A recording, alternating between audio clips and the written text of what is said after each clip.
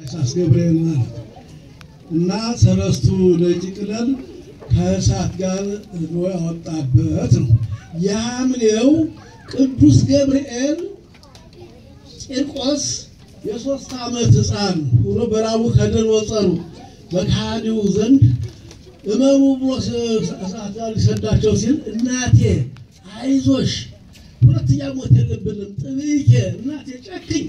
ጨክኝ አይዞሽ እያሉ የ3 ዓመት ልጅ ተመልከቱ ቂርቆስ የ3 ዓመት ልጅ ነው አሪያት ብሎ እንግዲህ የቤላ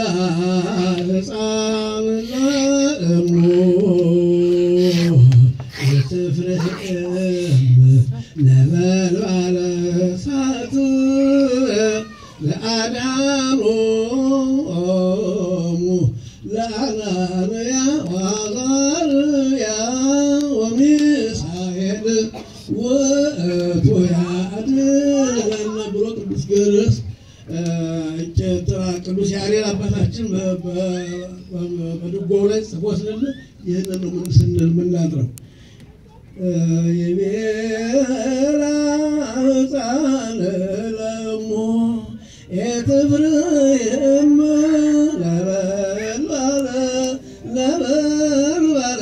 ነበልባለ እሳት የቤላ ሕፃን ለሞ የትፍርህም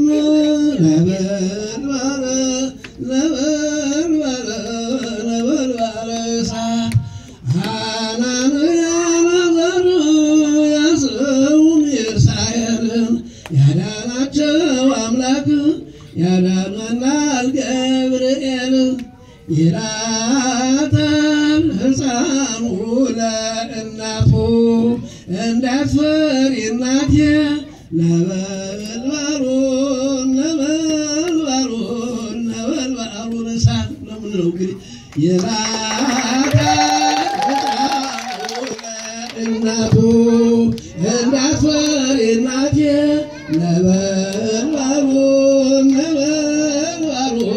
ነበልባሉን እሳት አናንያ ወአዛርያ ወሚሳኤልን ያዳናቸው አምላክ ያድኅነናል ገብርኤል አናንያ ወአዛርያ ወሚሳኤልን ያዳናቸው አምላክ ያድኅነናል ገብርኤል አናንያ ወአዛርያ ወሚሳኤልን ያድኅነናል አምላክ እኔና አንቺንም ያድኅነናል አይዞሽ እናት እያለ የ3 ዓመት ሕፃን